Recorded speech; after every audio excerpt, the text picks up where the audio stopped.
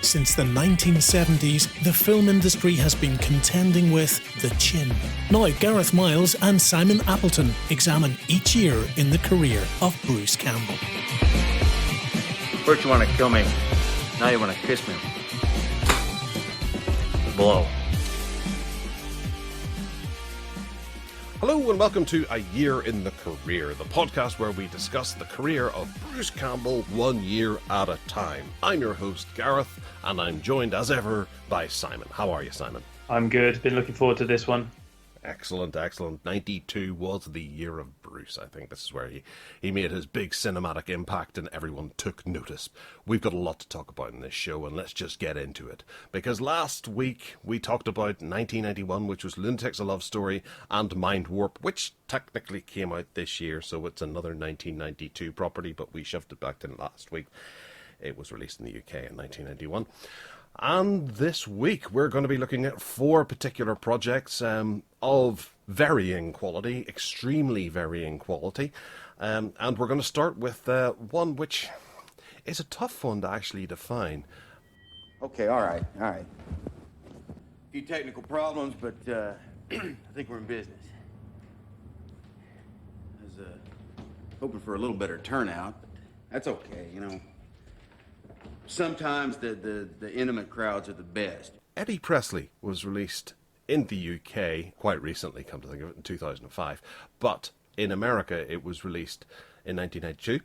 And it's a little independent drama, or dramedy, if you like. I don't particularly like using that term because it reminds me of a bad cross. You know, it's one of those swizzes where you think you're going to get a comedy, but you end up getting something, or you get more than you bargained for. But it's a mild-mannered story, quite a slow story, of a gentleman called Eddie Presley, who is an Elvis impersonator, as it tries to work through his career, tries to work through his dealings with LA, living in LA, working, trying to make ends meet, whilst also trying to practice your art, which in this case is Elvis impersonations. It stars Dwayne Whitaker, who we would know from Pulp Fiction. He's in the Gimp scene as the guy who runs the shop with the shotgun. That's one hell of a credit. Yes, he's not the Gimp, mind you. He's associated with the Gimp. He owns the Gimp. He does, yes. He's also in a whole rake of other classic films like Groom Lake with William Shatner and Devil's Rejects. He's in there too, and Puppet Master 5.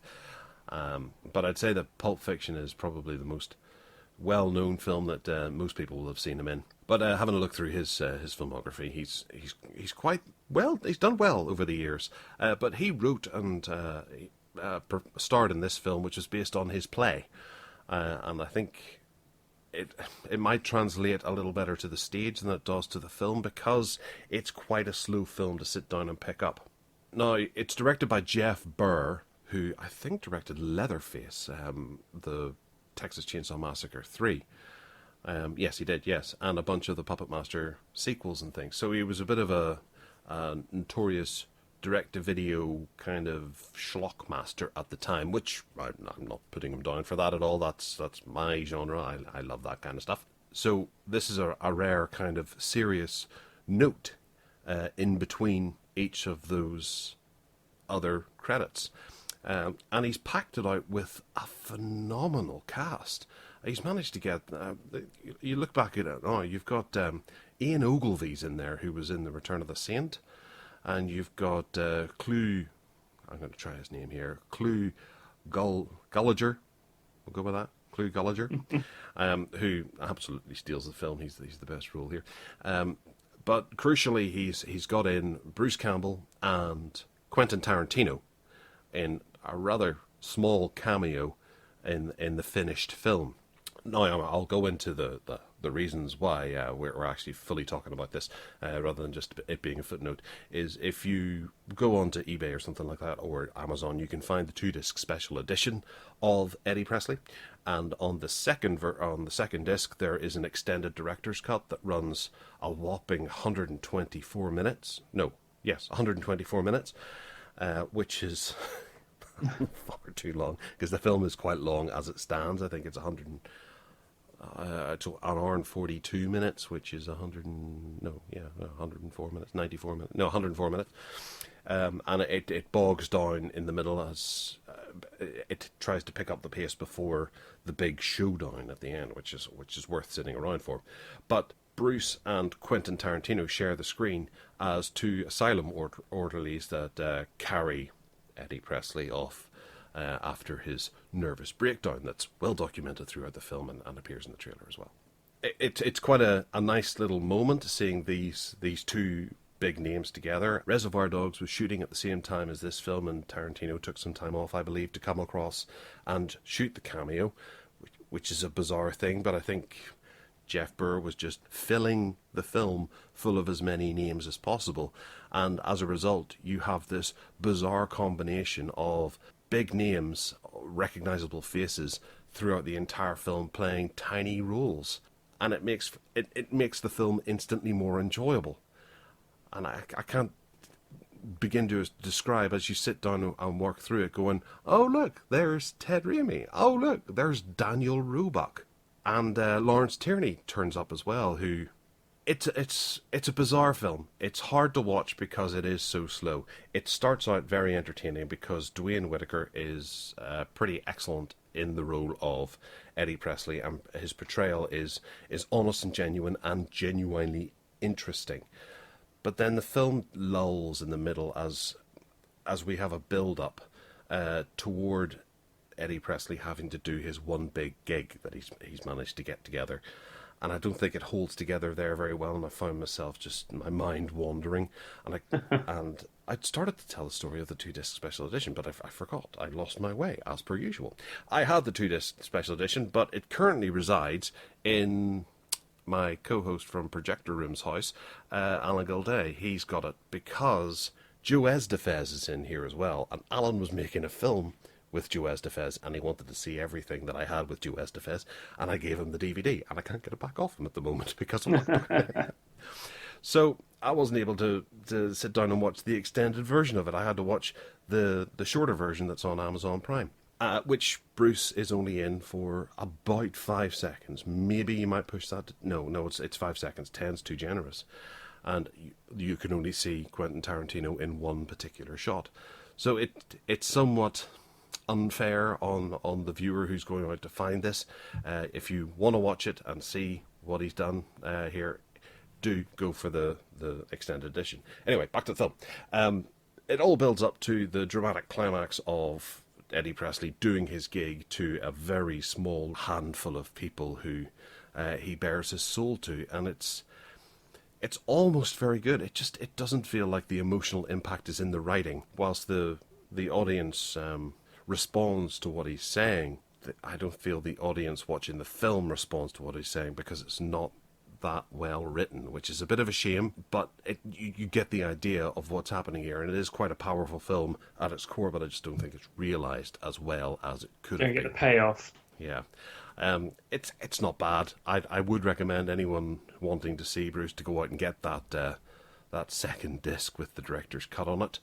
Other than that, it's a bit of a footnote. It obviously has Ted Raimi.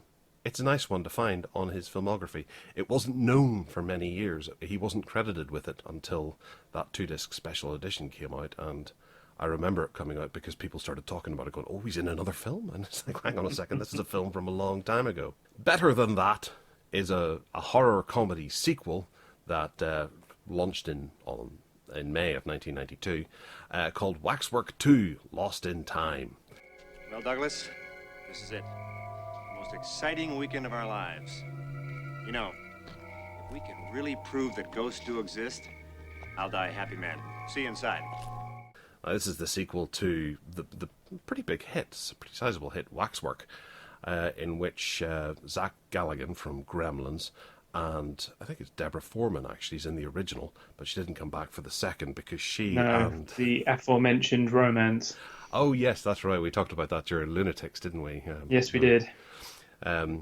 She had split up with the director and writer Anthony Hickox, so she didn't reprise the role here. But Bruce plays one particular character in a homage to the classic film The Haunting. And I've seen this a number of times because I find that particular scene hilarious. And I'm quite interested to see what you made of this as a whole, Simon. As a whole? As a whole. As a whole, I hated this film. Oh, wow. It was just a terrible rip on better films. It was muddled and mishmash, but the scene with Bruce was brilliant because he is such a good sport in that. Because he's just that perfect old dapper 1950s. Oh yes, come on, chewing on his pipe. Typical 1950s-ish scientist in a movie. He was perfect. I did go, shit, is that Billy from Gremlins as well? Yeah, I did not enjoy it. As a whole, I did not enjoy it. But once we got, because you get the bit where he first arrives in Bruce's scene, and I'm like, here we go. This is why I'm here. And then it quickly dissipates to she's arrived in the Aliens parody. The Alien was an interesting design. I thought that was quite well done. It was clearly homage yet parody of the Alien, and I quite liked that. That was very well done. But for the most part, I didn't like it. And then obviously that bit reaches a climax, and then you come back to what he's doing in this creepy haunted house. And obviously, Deanna Troi from Star Trek: The Next Generation was in there as well, being particularly creepy, which I thought was very good.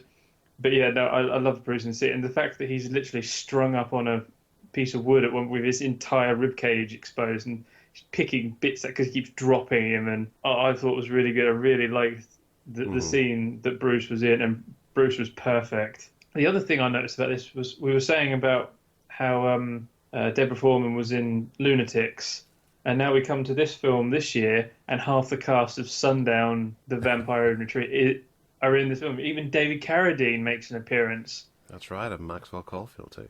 Yeah, I swear it's not credited. I could be wrong, but is it Shane, the arsehole vampire who? Yeah, that's Maxwell. Yeah. Oh, that's Maxwell. Is it? Sorry, I was thinking because the the other.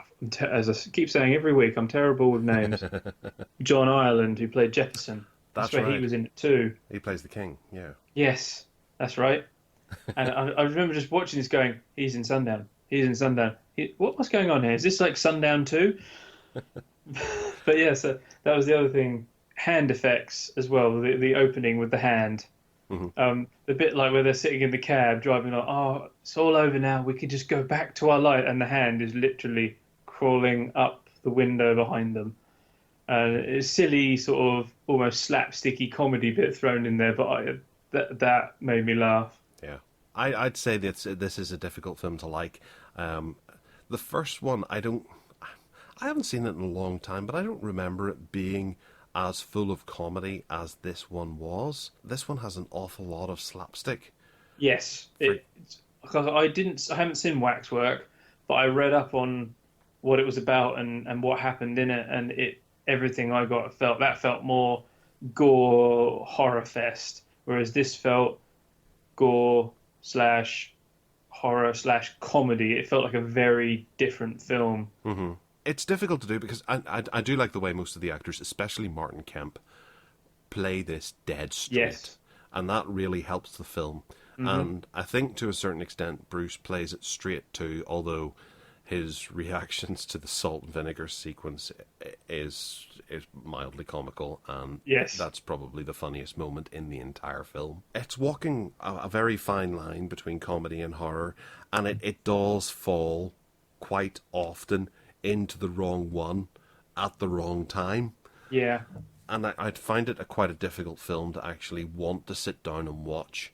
I can understand why people love this film, and obviously coming to it with the purpose of watching it as opposed to discovering it for what it is makes you somewhat less forgiving of its flaws. But I do like the idea that what they've done, and I can imagine the pitch meeting where we're going to flip through time and visit all these classic sequences in other films. That sounds dynamite.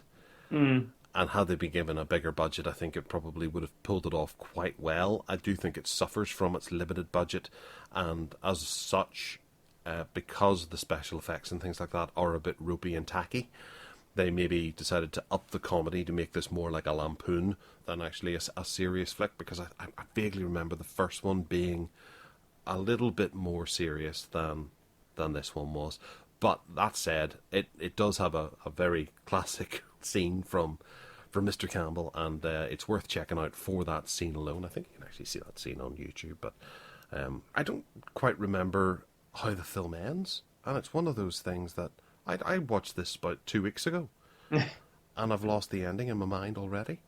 It's a peculiar film. I think it could have been better. Obviously, she goes obviously back to court, to the typically Hollywood, not very realistic court scene in which I'll present another hand conveniently and I'll get off, and he stays in.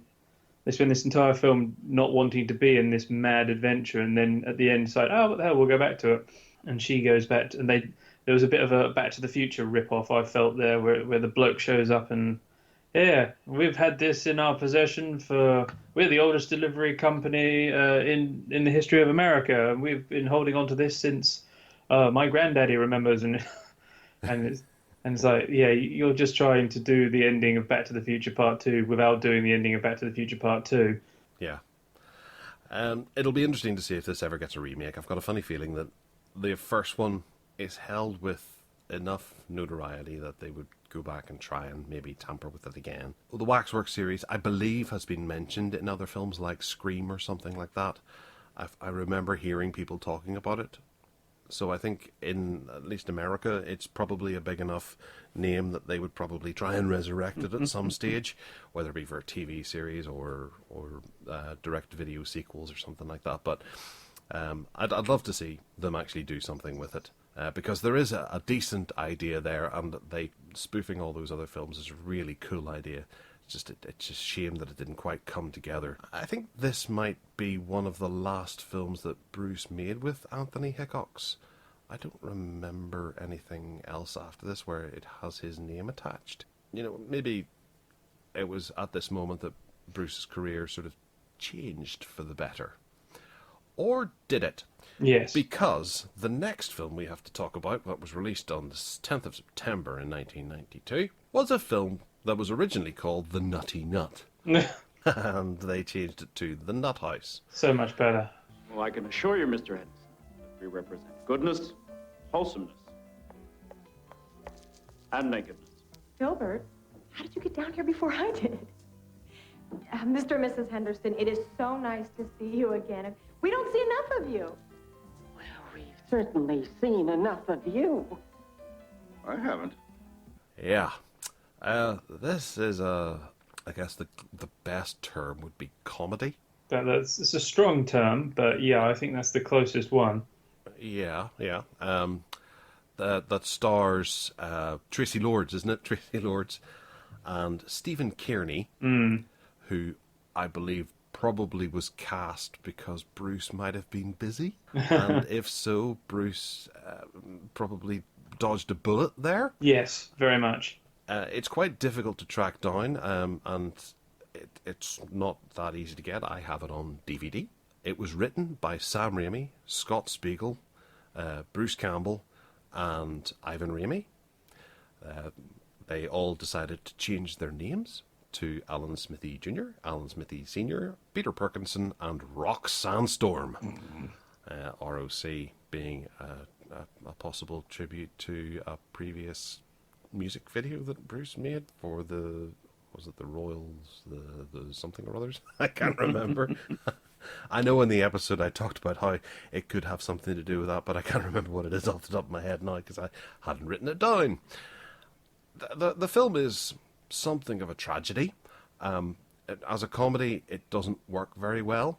Unfortunately, they roped in Emil Sitka as well, one of the Stooges, or one of the latter Stooges, to play the butler in it. And they have Catherine Bach.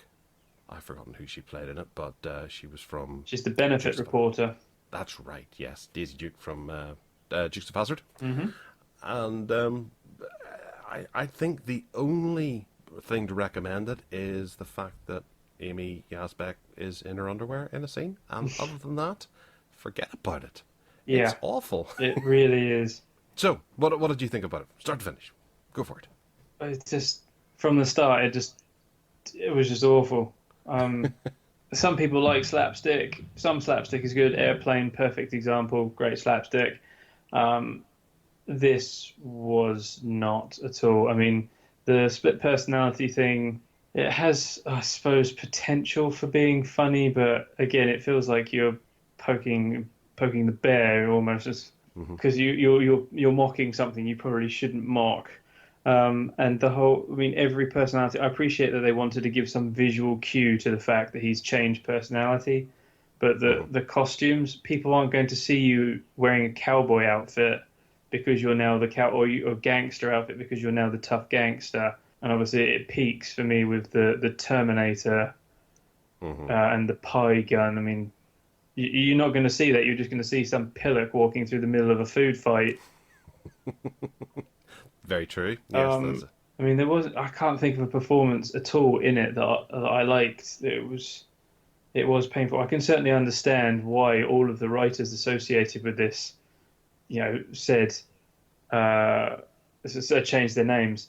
I was reading that obviously the first director was fired after 3 weeks, and they brought in the other guy. Spiegel. Yeah, and the producer said it was a mistake to fire him and bring in the next guy, and I would have known this if I wasn't a bad producer.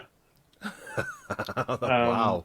And I honestly looked at this because Robin Williams sprung to mind. I was watching it and I thought, could he have done better? And I went, no, even he couldn't do anything with this. And he was brilliant in his physical comedy, but even he couldn't have saved this, in my opinion. It was dire. It was a slog to get through. It was, yes. It's a very hard film. And what you're talking about, the director who replaced Scott Spiegel was Adam Rifkin, who went on to make, he made The Last Movie Star with Burt Reynolds a couple of years ago, one of Burt Reynolds' last film, and a very good film at that. He also made Psycho Cop Returns, which is a bit of a cool slasher film from the early 90s, and Detroit Rock City with Edward Furlong. If you've seen that, it was quite a good little film. So he wrote Small Soldiers as well. He did, yeah. He's not an untalented moron or anything. No. I think it's entirely the studio that came in, and I've got a funny feeling that what Sam and Scott, Bruce and Ivan had originally planned was a Stooges-esque movie, a bit like Brain Donors, if you've ever seen Brain Donors. Something along those lines. And the studio may have gone, hang on a second, no, Dumb and Dumber is what we want this to be. Let's do that instead. And they decided to really take the film and turn it into Dumb and Dumber. And it doesn't work. No.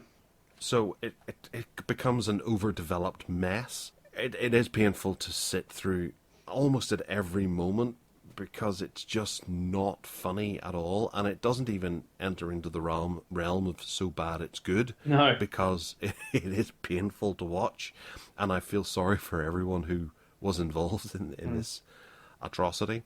Yeah, so it's The Nut House. It's been released on DVD. I have the DVD. I don't really take it out and parade it around the house very often. Do you hide it? Is it hidden under the floorboards? Yeah, I should really do that with it. And it was quite difficult to track down initially, and it was only that one DVD release, which was entirely based on the popularity of Tracy Lords in the late 90s that got it released. I would imagine the fella who plays, well, I think of it as the Bruce role, the Nutt in the I can't even remember the character's name. I do wonder what he went on to, because I think this is the kind of thing that destroys a career for a leading man. Having a look at his career after this, I don't see anything that's particularly big. He was in an episode of Friends, and Oddball and the Penguins is his best known film according to IMDb. Inspector Gadget, he was uncredited. So I don't think this maybe had the best effect on his No. in his career. Killed it off before it was good, because he was a decent enough actor who was having to perform this ridiculous shtick. Which, all truth be told, he does quite well given the rubbish that he's having to do. He proves to be quite a physical actor. It's just the whole thing is just, it doesn't work. So the film probably would have benefited from Bruce being in the lead role, because he is a natural physical comedian. But I think with the changes that were being made, and the fact that one of the biggest films of his career was debuting around that time, it was a wise move that he wasn't in this, because it could have spelt disaster for everything else. Because 1992 was obviously the year that we got the third installment of the Evil Dead trilogy, Army of Darkness, and for me, arguably one of the finest movies ever made. The words. Right. Say the words. Klaatu, Barata, necktie, nectar, nickel. Noodle. It's an N-word. It's definitely an N-word. Simon? Oh, I loved every minute of it. It was brilliant. It's the best of the Evil Dead movies for me. Okay. I enjoyed it from start to finish. Brilliant. Okay, all right. Army of Darkness started out life called The Medieval Dead, and eventually Evil Dead 3, and the whole story behind it is so well documented. I'm not going to go into it, because every DVD, Blu-ray has oodles of documentaries that every second of this film has been analysed, looked at, discussed, talked about, and opinionated. I'm not going to say it's a cult classic, because it's not. A cult is small. This is a classic. If you're listening to this, you're likely a big fan of this film. So, which version? The version I had access to. All right, okay. How did it end? Did you see... did he travel forward in time, or did he end up in a shop? An S-mark. He travelled forward in time. Ah, right, okay. So the film has a number of different cuts to it, and it's worth tracking down one of the DVDs or the Blu-rays to see all of those different cuts. It has two endings. One of them is much more entertaining. The other one leaves a better door to sequels and continuing storylines, which is the one you saw. The other one has some classic one-liners, a pretty spectacular shootout, and is genuinely more entertaining in every way possible. But the one you saw, I feel, is the stronger ending, because for a sequel point of view, you have the character of Ash being left as the Omega Man. The story is that Ash is, at the end of Evil Dead 2, was transported back in time. They do a little bit of story rejigging to move away from the whole ending of Evil Dead 2, where he is being hailed as the savior who fell from the skies. Instead, he isn't hailed as the savior. He is thrown to his, impending death at the bottom of a pit with a zombie, and he has to fight to gain the respect of the medieval troops that are there, and it just packs every punch. I feel that this movie is so perfectly layered. It does suffer from some clunky dialogue along here and there, and maybe the odd shot isn't quite well done. I seem to remember watching it recently and noticing one particular shot of I think Bruce as Bad Ash running up some steps, and it looks like it was shot during the day, and the makeup was quickly thrown on just to get that one cutaway to put in for 2 seconds to make the action flow more easily. It jaunts a wee bit, but other than that, I think the whole film is absolutely perfect. Groovy. So, what was your takeaway from the film? I liked the little Ashes. That was quite funny. Evil Ash. I really enjoyed Evil Ash, especially towards the end when they get in the big climactic battle. Mm-hmm. He's adjusting the rope to keep his head and jaw in place. But the undead army as well, the skeletons. I mean, some of it's some pretty interesting stop motion, but it was really funny, and their little voices, they were funny. They were just good fun to see. And I loved that there was definite Terminator 2 parody in there with the way they moved and how. And then you got after that, you thought, oh, that looks like Terminator 2, and then instantly afterwards out pops the band, they're playing bones like they're flutes, and then you get the almost Scottish looking ones come out with the bagpipes, and it's just absolutely ridiculous. Like when he goes to get the book and he can't remember the third word, and he's just legs it. Necktie, nickel, noodle. Yeah. It's No, an no, no, N-word. no, no. Definitely an N-word. It is. It's full of classic moments. You were aware of the film beforehand, weren't you?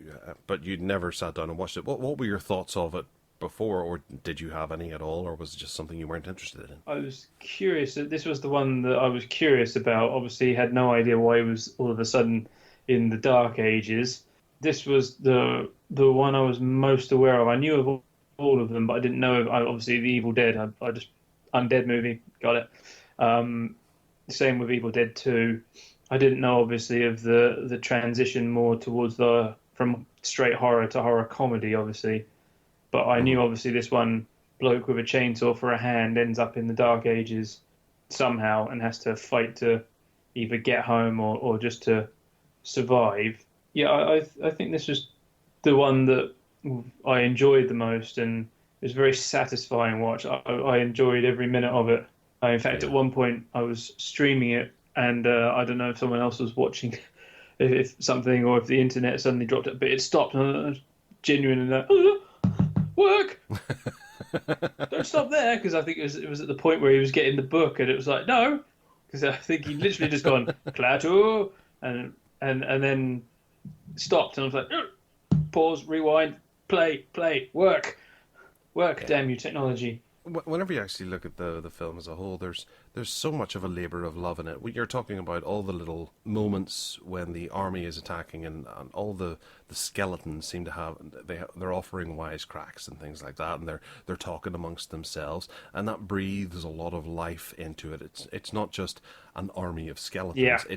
It's an army of boneheads and knuckleheads and weirdos that are attacking, who all have their own personalities, and that provides a bigger universe that life is being breathed into. And you have the likes of Danny Elfman provided one of the background tunes to it, the March of the Dead, as that whole sequence is happening. So it adds a lot of clout that way, because you have such an accomplished composer putting the music together for that, and then Joseph LaDuca put together the rest of the music for the film based off of the inspiration of the March of the Dead track, and the soundtrack is just fantastic. Yep. I think the accolade to the soundtrack is that I know of a couple of trailers that were put together, the likes of Cutthroat Island when it was originally released. The trailer for it features the music from Army of Darkness.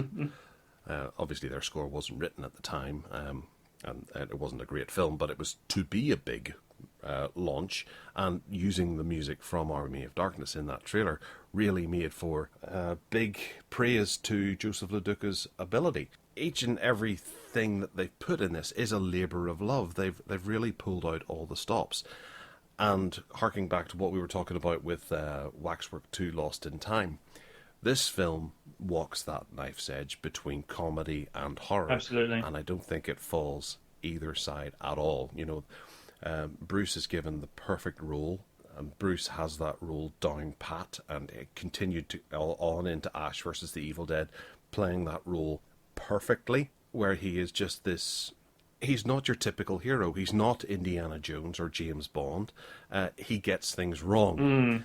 He makes mistakes throughout the entire film, and that actually causes the death of a lot of people in the film. Yeah. You know, the fact that he can't remember the last name because he's too egotistical to actually listen to Spinach Chin talking about what words he needs to say. He's like, I got it. It's like, well, obviously you don't. You've forgotten. You need to go and write them down because you're not as intelligent as you think you are. And then he manages to find his high school. He's got everything in the boot of his car that allows him to defeat an army of the dead in the medieval times, which is hilarious and doable at the same time. You know, one chemistry book taken back then, he could play God, but he doesn't. He's still so dumb that he could actually just go, I want to get back to my own time and get back to my stupid job in a shop. Yeah. I like the fact that they didn't forget that Ash isn't the big hero. He is an average guy, and also at times can be a bit of a muppet. Because in the previous films, you've got that. He's not that guy. He's not that typical action hero who suddenly has everything sorted. He's not like the ex-marine or something or other. He is an idiot at times, and it shines, like you said, it shines through. Because when he first arrives, he's got that bit of a, because he falls into the pit, fights the very interesting-looking, newly designed zombie, and then comes out and emerges like this big shitting hero. You know, I'm me. Look at me. All praise me. But then 5 minutes later, he's making an ass of himself. He makes an ass of himself with a lot of the people, including Sheila. But also, like when we get to he rides off into the woods, has to run away because he's already in over his head. Gets to the windmill and forgets the whole reflection issue with these people, and leads to a very funny scene in which he's taking on mini versions of himself, and again applies that same I'm better than you logic, and ends up, for the most part, getting his ass kicked by a bunch of mini him. I mean, it's then funny to watch him dispatch them with great pleasure. Oh yeah, they haven't forgotten that, and that's one of the reasons why it works for me. Obviously, the film was popular enough that it spawned a TV series some years later, and also a musical transition or a musical version on stage, which is a wee bit more based around Evil Dead 2. Army of Darkness over the years has really managed to capture a whole new audience, and I think every generation that's come along has actually embraced it more and more.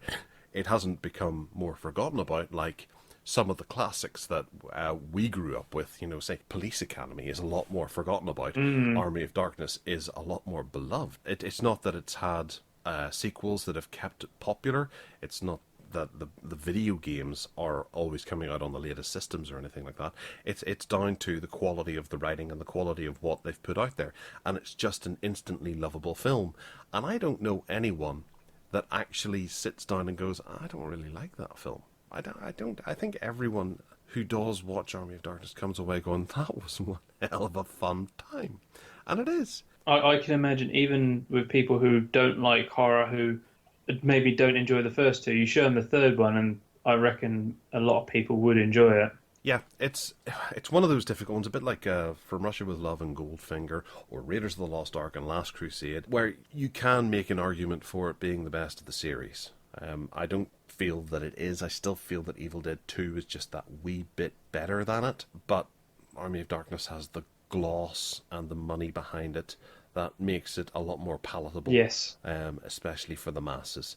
And the fact that you can sit down and watch it on its own without having seen the rest of the series, and then go back and watch the rest of the trilogy and get the most out of them because you loved this one so much, really helps, because that's the way I watched it. I went to the cinema with a friend who was big into the Evil Dead series when this came out, and I watched this and thought, this was pretty darn good. I really enjoyed this. And for some reason, I remember a musical number in it.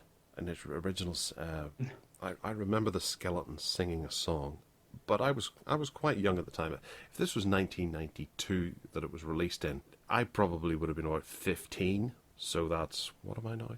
41. So that's a considerable time ago. And yeah, I didn't think about it too much up until the trailer for Congo, and I thought, there's that guy from that film I watched with my friend. And I went back and I got the VHSs and I watched through them all again. It's just one of those films that it's stoked in my childhood, really. Not childhood, but my teenage years. And I ended up showing it to all of my friends. Every girlfriend that I managed to capture was subjected to this at some stage. And Army of Darkness is an utter classic. I'm so glad you enjoyed it, and I do recommend that you seek out the longer version, because yes, I will. That little battle in the windmill has a lot more to it, with Bruce actually singing a song about London Bridge, and the other ending as well, which features Ted Raimi as well. Oh yes, and Bridget Fonda plays Linda at the start of this as well. Did you notice that? I did not, no. She has a little cameo. She requested a cameo because she liked the second film so much. Fair enough. That's high praise, if anything, from a serious actress at the peak of her career saying, I want to be part of this. That's something else. So, that brings us to the end of 1992. We're going to be looking at 1993 next, in which Bruce gets witty in the invention of the hula hoop, and smile, you're about to meet your new hero. So, check out 1993. We'll be back next week. You can get in touch with us if you like by emailing us at gareth@ayearinthecareer.com, or you can get Simon at ayearinthecareer.com. You can find me at garethmiles.com, and Simon? I'm at moviemustache.com. You can also find me on Twitter at movie_mustache. Groovy. Other than that, we'll let you go, and we'll speak to you next week. Take care now. See you next time.